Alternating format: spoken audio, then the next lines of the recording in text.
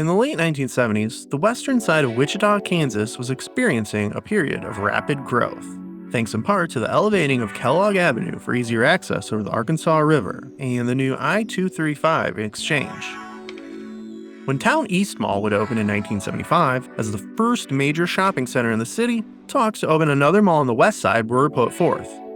Though those plans would be delayed over legalities and traffic concerns, work finally began in 1978, and the doors of the $50 million, 950,000 square foot Towne West Square would open on October 4th, 1980. Towne West Square Mall would remain a popular shopping destination well into the millennium before online shopping began to take its toll. Though the mall was working on switching to more unconventional tenants, the 2020 pandemic would kill almost all progress, along with its new owners Cohan Retail becoming famous in the area for frequently not paying their electricity or water bills, leading to multiple shutoffs over the following years.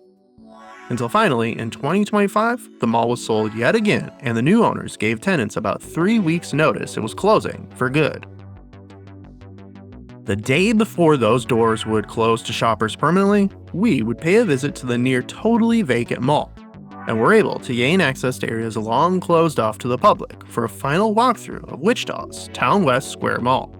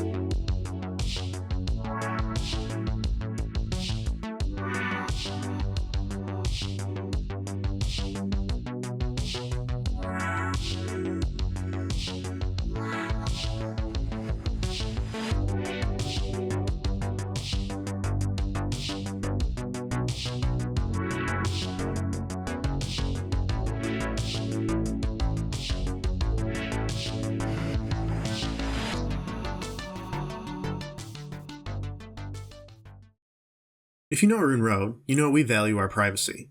But in our personal life, it's not always easy to maintain. Whether we know it or not, sites will mine our data like full name, email, health records, and more, which they will sell to scammers, spammers, and anyone else who wants to snoop. That's why we started using Aura, the sponsor of today's video. Aura shows us which data brokers are selling our personal information and automatically submits opt-out requests on our behalf. This not only reduces the amount of spam you'll get, but protects against hackers who can use this information to gain access to our social media, bank accounts, and other sensitive information. Aura also provides a ton of other features bundled into one easy-to-use app at an affordable price. You get antivirus, VPN, password management, parental controls, identity theft insurance, and more without needing to bother with different apps. We all have one or more of these tools already, but not having Aura is like locking the front door and leaving the back door wide open. And if you're a regular viewer, you'll know how often that happens. Like 24-hour security, motion sensors, and guard dogs, Aura is always on, doing the hard work of keeping my info safe so I can focus on other tasks with peace of mind. Relaxing. Ruin Road values our privacy, and we also value yours. Go to aura.com/ruinroad to start a free 2-week trial, also linked below in the description.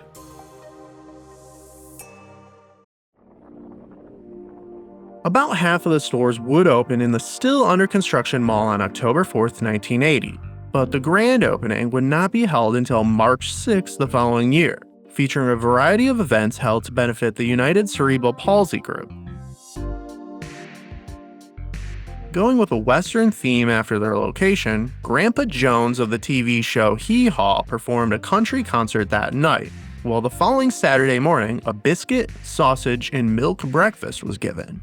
Coincided with a cowboy costume contest for children presented by local Romper Room show hostess Miss Marty, Silver Dollar Flapjack eating contest, appearances by Linwood Boomer of Little House on the Prairie, Susan Richardson of 8 is Enough, and a show by Clayton Moore, the titular Lone Ranger of the TV show, sponsored by Chick-fil-A's first location to open in Wichita inside Towne West. Harlem Globetrotter Meadowlark Lemon would host a basketball shootout contest, and it was all capped off by a hoedown that night. They continued holding events through the year, such as the Once Upon a Time sale in April that would feature Pinewood Derby races, a Mother Goose children's fashion show, and a Mad Hatter marionette show tea party.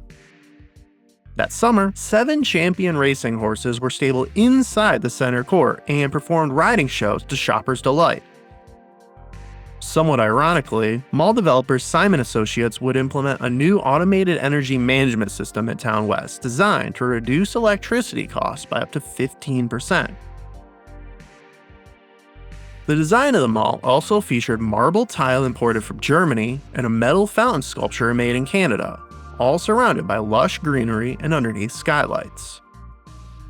For their second anniversary, local high school bands were brought in to play jazz music, while the whole Radke band performed for a formal fashion show and cocktail party in the center court.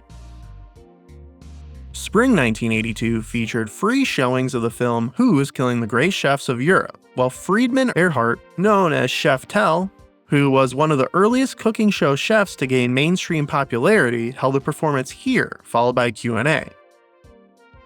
The Towne West McDonald's would open the very first indoor playland in the region, and the largest in the Midwest in 1983, while the Great American Cookie Company would also open their first restaurant in the area at Towne West that year. Another unique event was the Battle of the Network Frogs, when Bill Steed, self-described frog psychologist and creator of Croker College, brought his trained amphibian friends to Towne West to perform fashion shows and exercise clinics.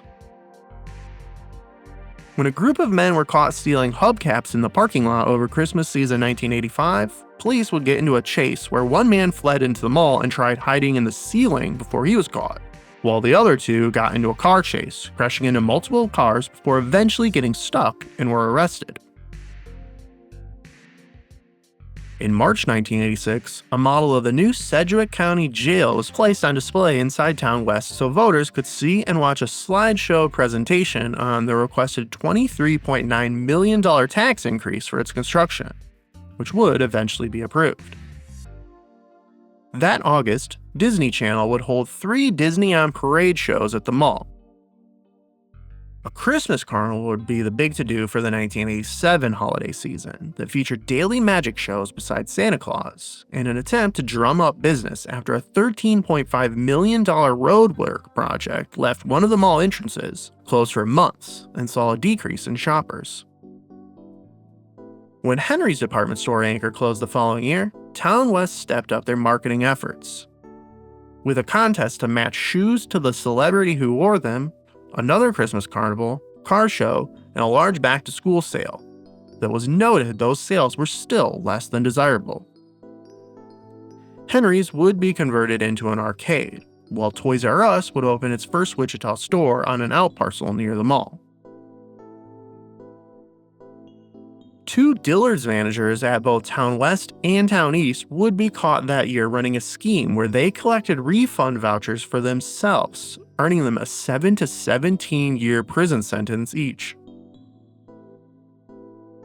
By 1989, sales had gone back up, bolstered by a 4-month-long bowling convention, which was the largest convention in Wichita's history. And in 1992, Towne West announced a $16.5 million renovation and expansion to their mall, to coincide with Sears opening a new 5th anchor that was completed the following year.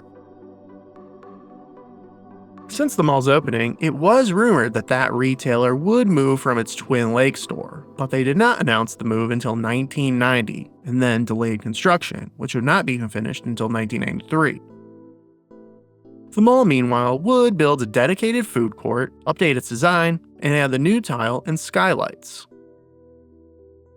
For the grand reopening in November 1992, shoppers were given a puzzle piece to try and fit into a large puzzle at the food court for a chance to win one of 3 shopping sprees or a 1993 Pontiac Sunbird. Miss Kansas 1992, Pamela McElroy, and country singer Tracy Lawrence made appearances, while a Billy Ray Cyrus look-alike contest, 10,000 square foot line dance, and carriage rides in the parking lot were all held. Described as the Sears store of the future, the grand opening for the 5th anchor was held in April the following year, and immediately increased traffic to the mall overall, which by 1997 held its highest occupancy rate since first opening. When Eddie Bauer moved into Towne West that year, it was noted that that was the first national chain to not already be located in Towne East. And the following year, posters were put up in the concourse for petitions to bring Gap and Banana Republic to the mall, earning over 1,000 signatures. Former heavyweight boxing champion Leon Spinks was the headlining guest at a sports and comic collectible show in August 1998, while R&B group Dakota Moon held a concert later that same month. As the mall entered the new millennium, the future looked bright for Towne West, as a string of new retailers such as Disney Store moved in, and new traffic lights outside helped alleviate long-running traffic congestion issues. Montgomery Ward closed their anchor store, but it was quickly purchased by Dillard's, who doubled their space at the mall, turning that anchor into their men's and children's departments in 2001. But that same year spelled the first trouble for Towne West, when the open-air shopping and lifestyle center of New Market Square opened in the city.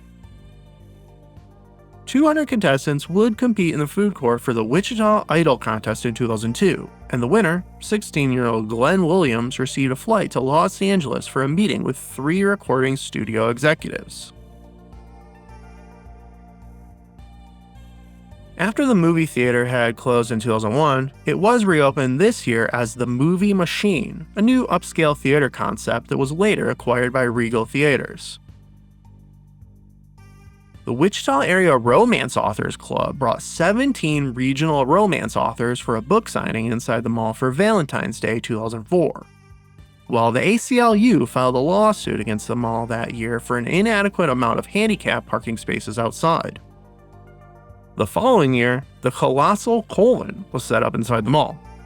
The 40-foot replica of a human colon was first built in 2002 by colon cancer survivor Molly McMaster as a tribute to her friend, 24-year-old Amanda Roberts, who passed away from colon cancer the year before.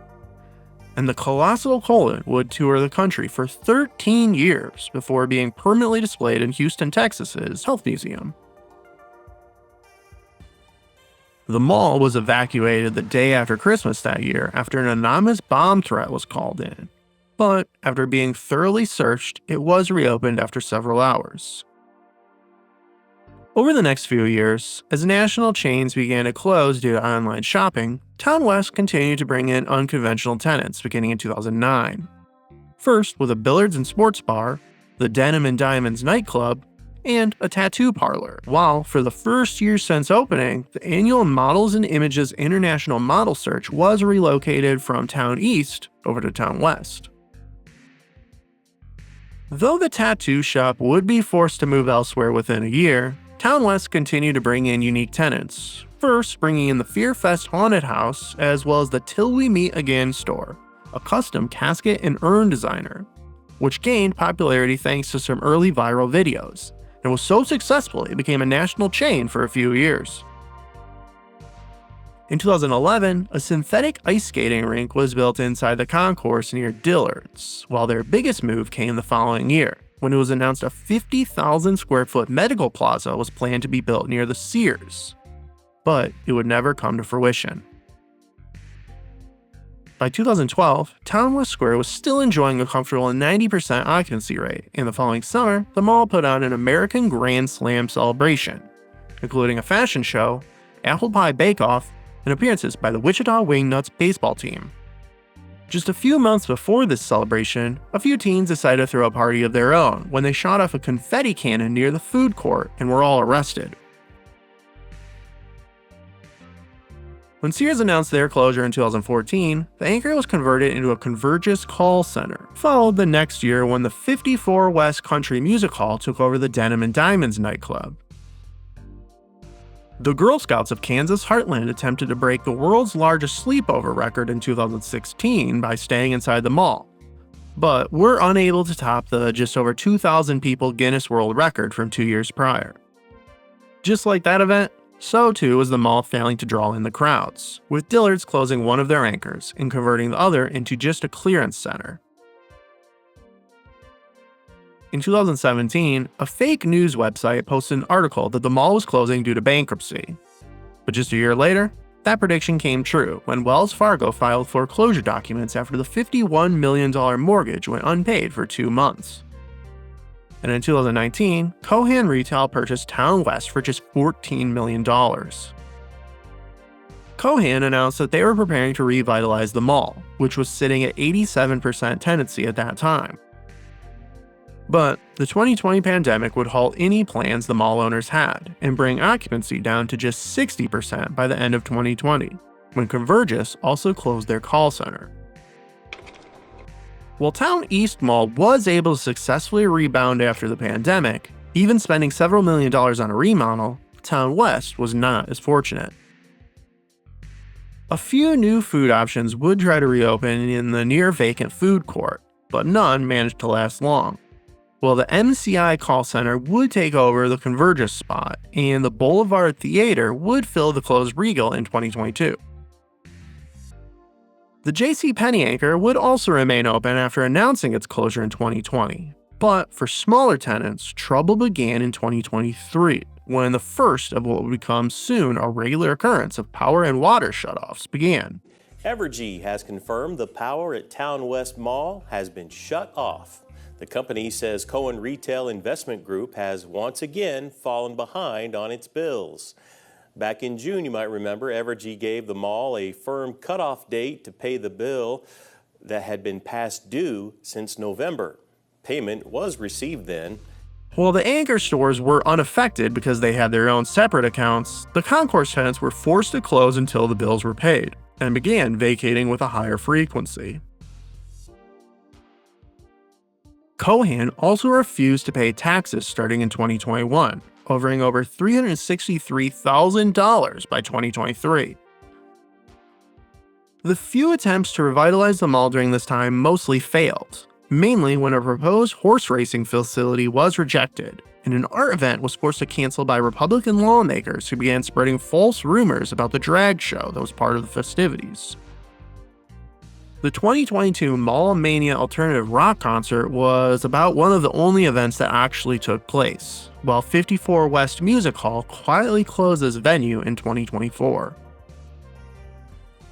The empty parking lot was put to good use in 2023, when a pilot was forced to make an emergency landing of her small single-person plane after the engine was damaged. In early 2025, just days after the Dick's Sporting Goods anchor announced its closure, Cohan would sell the mall to a local LLC, who announced the mall was closing for good at the end of June. Pure shock. That is what the remaining tenants at Towne West Square say they feel after receiving an eviction notice from the building's new owners. The remaining businesses are expected to leave the premises by the end of the month. 12 News reporter Rachel Hallam spoke with several tenants who say they are beyond frustrated. It's like we've went from the frying pan to the fire. Well, it's a gut punch, is what it is. We don't have any place to go. Frustration, heartbreak, and betrayal. Words repeated from remaining tenants in Towne West Square since receiving an eviction notice from the mall's newest owners. It's going to be hard and it's going to be expensive. We've always said, hey, we're going to go down with the ship. The ship's going down, now we got to find a lifeboat. On top of that, many have been in Towne West for years and feel this is breaking up a community. A little family. We watched out for each other. We've been here for so long, I mean, why would we want to leave? All just looking for answers. But here, we're not getting anything. You know, there's no respect for us. We're the little people, and we just get ignored. Following the July 4th holiday weekend, the new owners announced that work had already begun on converting the property into a business center. The next chapter of Towne West Square begins today. Now that most of the stores are empty, the new owners are focusing on what the new space will look like. Provider Real Estate Partners LLC says that they need to rework the space for light industrial work, and that means things like assembly, advanced manufacturing, R&D, as well as medical or office use. Part about this project, Mike, is that we're able to create this blank canvas on the interior that we can then demise based on the demand we see in the market. Now you can also expect to see some new exterior painting here later this week as they prepare for their new vision. Here for you, Mike Mahoney, KSN News 3.